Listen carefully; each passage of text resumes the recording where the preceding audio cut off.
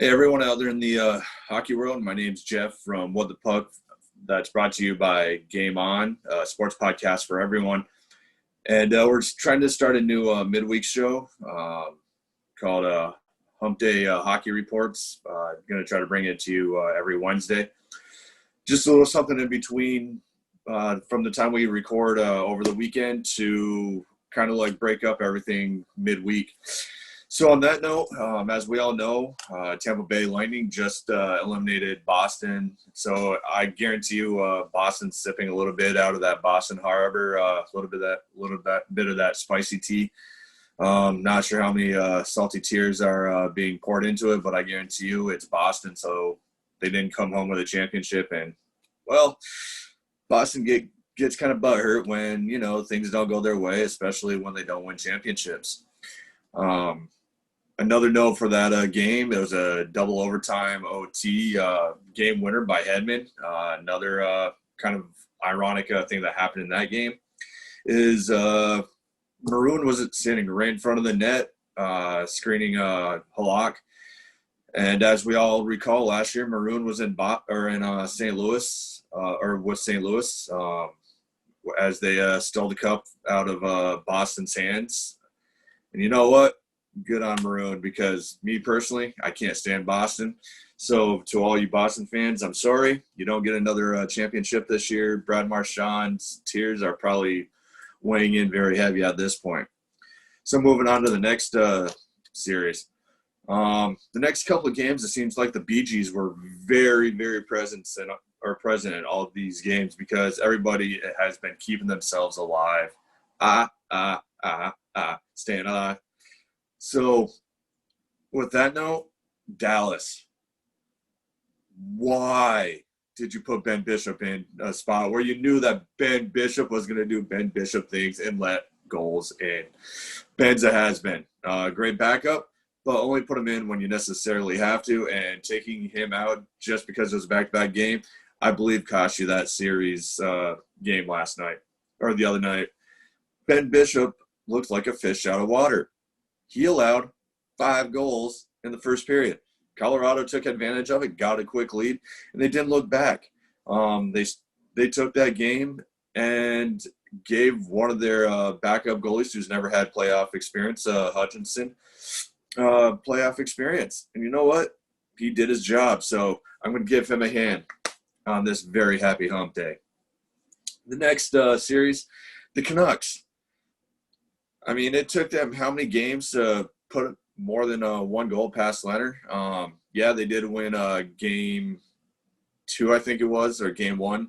I believe it was game 2. But other than that, Leonard shut them out. 2 games in a row that he shut them out.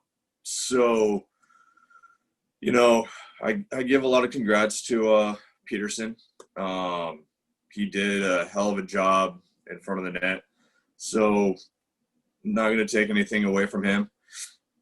And again, another first-time goalie seeing playoff hockey with Demko. He did what he had to do. He stood on his head, done a bunch of different tricks, and from there helped Vancouver push into another stay-alive moment for Game 6. Hart, what are you doing? What are you doing, Hart? The Islanders have been showing you up in the third period so many times in this series. Flyers, you got to stop taking bad penalties. Why? Why are you doing that in the third period when you know you already have the lead? There's no point in it. I guarantee you AV is jumping all over you guys, even though you won that game last night by the skin of your teeth. So, on that note, congrats to them for pushing a Game 6, staying alive. But if you're going to do it, and you're going to get the lead, hold on to the lead. Don't lose it within the last 5 minutes of the game, because that shows a lack of it shows a lack of strength. It shows a very great weakness that the Islanders have taken advantage of over the last couple of games every time you guys have gotten the lead. So my advice is don't let them shoot in the third period. Very little shots on Hart, because towards the end, it seems like you guys fall apart. But congrats to them. Lawton getting the game-winning goal in OT. So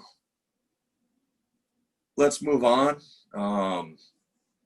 Currently, not too much trade action other than the simple fact that St. Louis got rid of their backup goalie, Jake Allen, sent him to the Montreal Canadiens um, for a third round and a seventh round draft pick in 2020. Hey, you know what?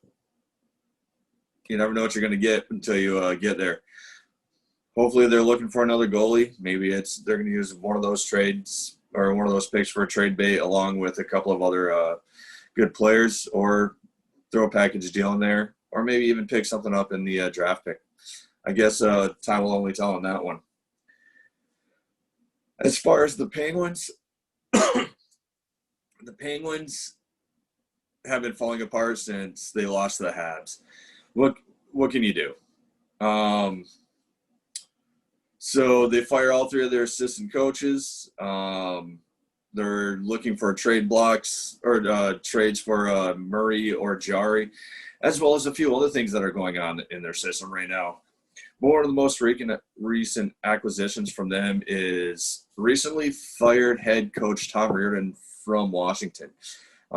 He has been recently signed on by the Penguins and right back in the position that he was with when he was with the Capitals, and Barry Trotz was the coach. I think I think that's better than what they did with the recent trade last week to pick up Kapanen. So we'll see where this goes. The Penguins have a long road ahead of them, in my opinion. Other than that, looking forward to the game tonight between, let me check real quick. A lot of stuff that's been going on. If I'm correct, I believe it's the Avalanche and the Stars.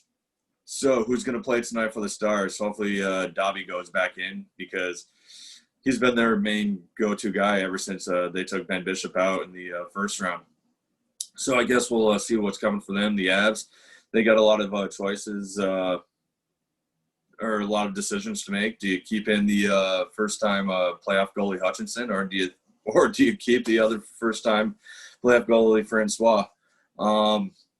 Best of luck to both teams. I know Donnie's dark horse was Dallas. So you know what? Me being a Caniac, I'm going to go for Avs because, well, the Avs are the good friends of the Caniacs. Until then, this is Jeff. Make sure you subscribe to us down below. Find us on Instagram. Find us on Twitter. And leave us any kind of comments. If you like what you see, leave comments. If you have any advice, go ahead and give comments. Or if you want to go ahead and name the 3 camels for Humpday in the background, let me know.